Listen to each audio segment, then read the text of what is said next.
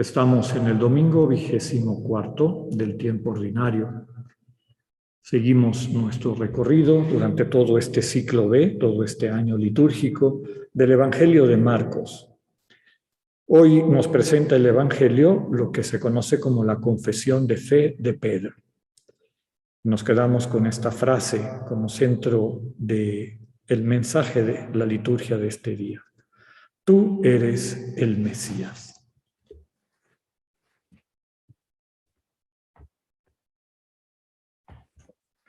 La primera lectura está tomada del profeta Isaías, capítulo 50, versículos del 5 al 9. Esta lectura es un fragmento del tercer cántico del siervo sufriente de Yahvé. Los cánticos del siervo sufriente de Yahvé, que son 4, nos van presentando de manera progresiva la figura del siervo de Yahvé, que toma sobre sí las heridas de su pueblo para sanarlo, para salvarlo. Desde los inicios de nuestra fe se ha identificado al siervo sufriente con el Señor Jesús. Por los contenidos de los evangelios, podemos concluir que Cristo vivió su ministerio y en particular su pasión y muerte en este contexto. Solidarizándose con la humanidad, asume sobre sí las consecuencias del pecado, las consecuencias de desamor de nuestro egoísmo. Parafraseando al cuarto cántico, recordamos, por sus heridas somos salvados. Por sus heridas, que son nuestras heridas, somos salvados. El texto de hoy hace hincapié en que el siervo asume su servicio en libertad y por amor solidario, por amor a nosotros. Su fortaleza le viene de Dios, quien lo sostiene en su servicio de redención. Tomado del cántico, el Señor me ha hecho oír sus palabras y yo no he opuesto resistencia. El salmo que recitaremos en conjunto es el Salmo 114. Este salmo, bastante conocido, nos presenta el agradecimiento de quien se experimenta salvado por Dios, quien lo rescata de una situación peligrosa, que escribe a Dios solícito por quienes lo invocan en su necesidad. Dios escucha los clamores, escucha su voz suplicante. Dios está al lado de los débiles que se confían en Él. Es bueno, justo, compasivo. Protege a los sencillos, a las sencillas. El Señor libra de la destrucción, del llanto sin sentido y de los tropiezos que la vida nos presenta. En resumen, Dios, nuestro Dios, es compasivo. La segunda lectura es continuación de nuestra reflexión de esta bellísima y única carta del apóstol Santiago, un texto muy importante para redondear la revelación en el Nuevo Testamento. La lectura de este domingo nos presenta la tesis fundamental de la carta, una fe. Recordemos que fe es confianza en Dios, confianza en la relación de amor e intimidad con Dios, que no se traduce en una vida de amor y servicio, no es fe, sino un engaño. La fe implica acercamiento a Dios, cuya naturaleza es amor como entrega. Fructifica la fe cuando ese mismo dinamismo de Dios actúa en sus fieles. Quien se acerca al Dios generoso se descubre creciendo en generosidad.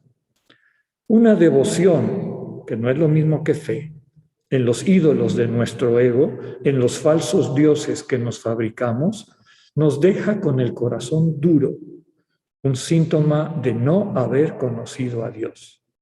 Santiago subraya que quien vive amando desde su testimonio acredita su fe.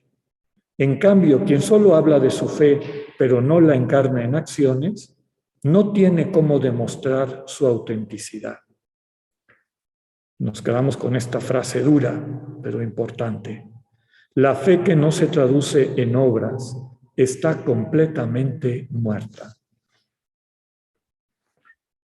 Seguimos nuestro recorrido del Evangelio de San Marcos con esta escena bíblica, esta perícopa que conocemos como la confesión de fe de Pedro. El Señor y sus discípulos están fuera de Galilea, están exiliados en un territorio que se llama Traconítide, y la capital de ese territorio se llama Cesarea de Filipo. Es un momento de intimidad porque seguramente no son multitudes las que van con Jesús, sino sus discípulos y discípulas, un grupo pequeño de personas. Aprovecha el Señor esa oportunidad para preguntarles por lo que la gente piensa de Él. ¿Quién piensa la gente que es Él? Las respuestas son varias y predecibles. La mayor parte hablan de que es un profeta. Inclusive llegan a identificarlo con Elías, una de las únicas dos personas que no conocieron la muerte en el Antiguo Testamento. Enoc y Elías fueron llevados en cuerpo y alma al cielo por Dios. Entonces el pueblo esperaba el regreso de Elías y por eso identifican al Señor con Elías. También lo identifican con Juan el Bautista resucitado o con alguno de los profetas históricos de Israel. Decir que Jesús es un profeta implica que la gente reconocía en él a alguien que veía el mundo desde la mirada de Dios y que comunicaba lo que Dios sentía y quería. Entonces el Señor les lleva a entrar en sus propias conciencias y preguntarse, ¿quién es Jesús para mí? Como solía, Pedro toma la iniciativa y responde, de alguna manera, a nombre de toda la comunidad, que Jesús es el Mesías, es decir, el consagrado, el que consagra su vida al rescate, a la redención de su pueblo. Cuando el Señor les revela entonces que su mesianismo no será de poder y gloria, sino de padecimiento y humillación, nuevamente Pedro toma la iniciativa para tratar de disuadirlo. Ese tipo de Mesías no es el que queremos, no es el que esperamos. Pedro y nosotras y nosotros juzga a Jesús con criterios mundanos, el poder, la riqueza, la honra, y no de acuerdo a los criterios de Dios, el amor, el servicio, la entrega. Nos quedamos con esta frase que el Señor les transmite al invitarlos a seguirlo. Quien quiera controlar su vida va a terminar perdiéndola. Quien entregue su vida amando, la salvará.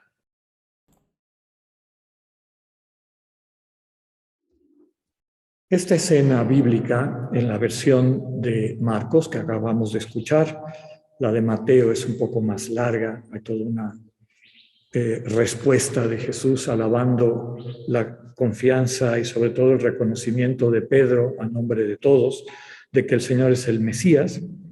Pero esta versión de Marcos mantiene, como todo el Evangelio de Marcos, esta sensación de algo que está pasando a una velocidad grande, ¿no? Que transmite la perplejidad de alguna forma de estos eventos, cómo se van desarrollando ante los discípulos y en su conciencia.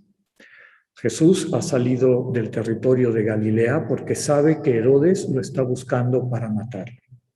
Primero se va a Sirofenicia, después de Sirofenicia llega a este lugar que nos describe el texto de hoy.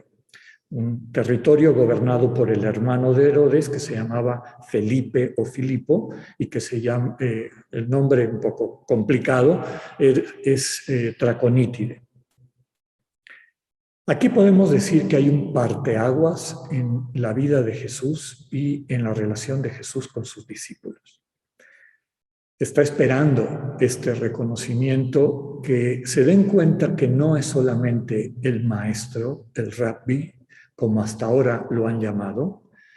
Nunca antes le habían dicho a Jesús o habían reconocido en el Señor al Mesías, es decir, al consagrado desde luego a Dios fundamentalmente, pero también consagrado al proyecto de Dios, que es la salvación de sus hijos y sus hijas.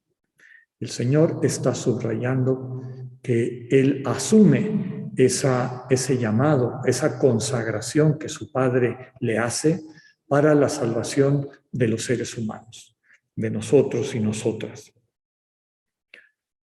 Con todo, una vez que reconocen que Él es el Mesías, que Él es el que ha entregado su vida y la seguirá entregando para la salvación y redención de todo el género humano, empieza a explicarle, y en una de estas breves frases que utiliza Marcos con tanto peso, dice, les explicó claramente que su mesianismo no era el que esperaba la gente.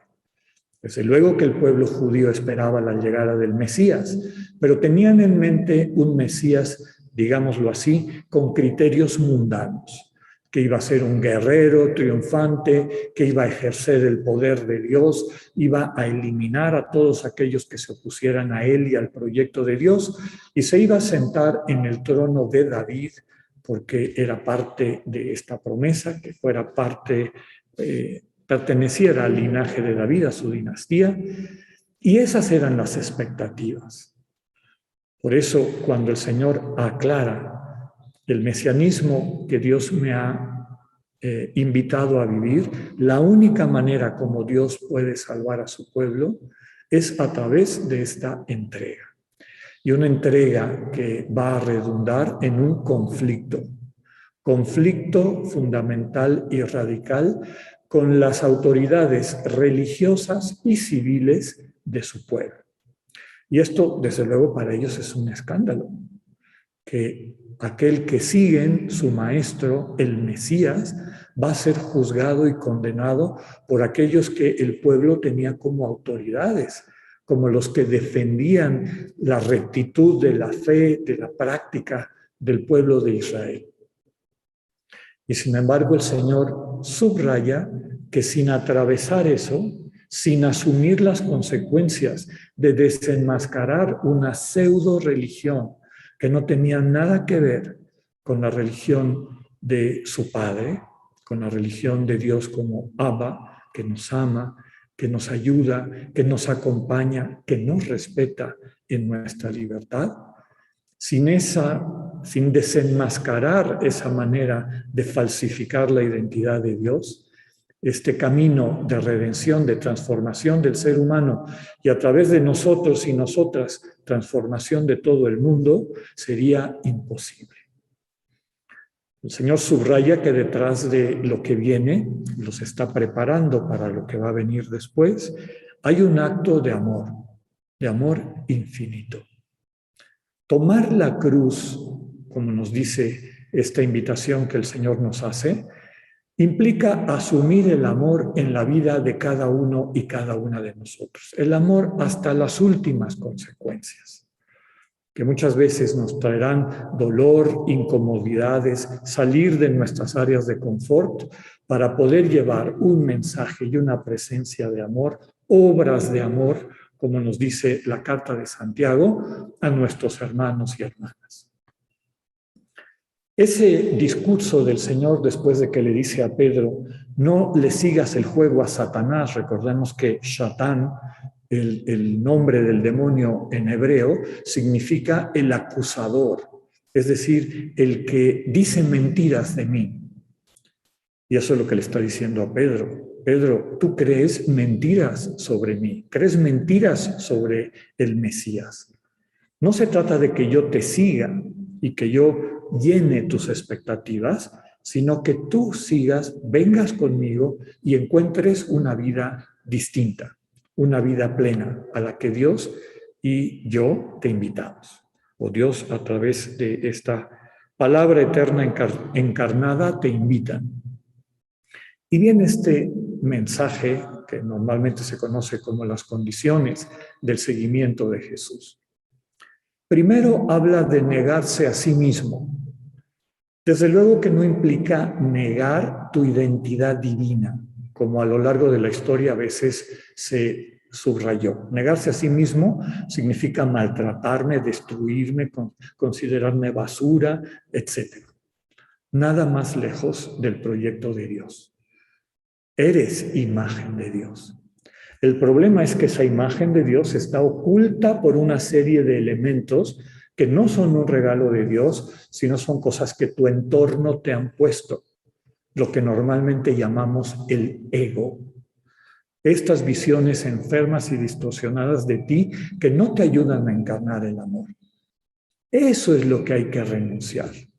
Eso es lo que hay que dejar a un lado. Este sí mismo falso, para que aparezca el verdadero mí mismo, que tiene mucho que ver con esta imagen de Dios. Un Dios que sabemos que es amor.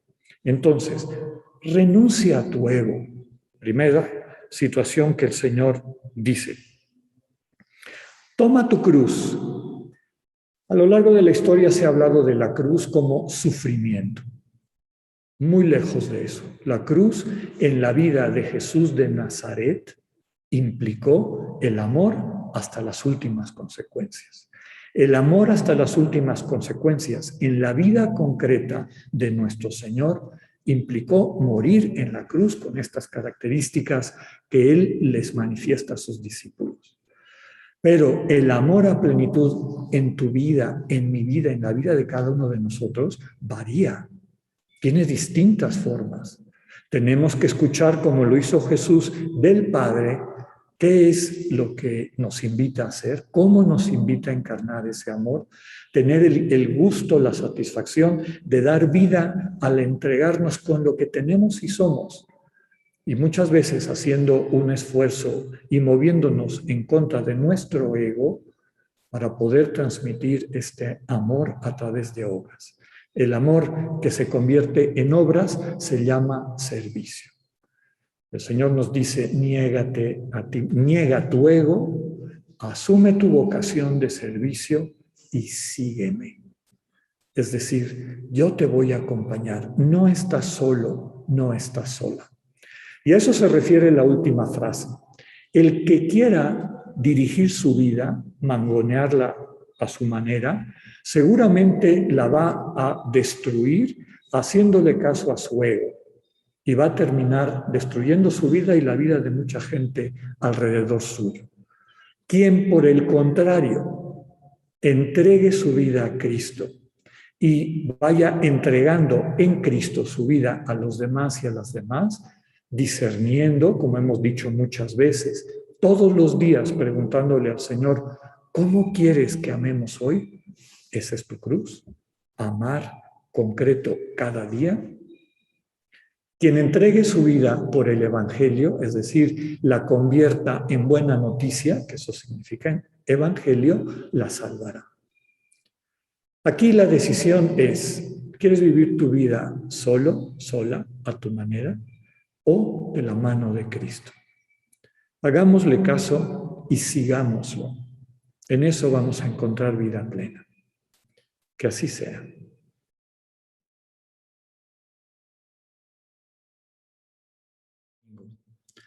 Aprovechemos esta semana para recorrer este camino de Pedro y de los discípulos.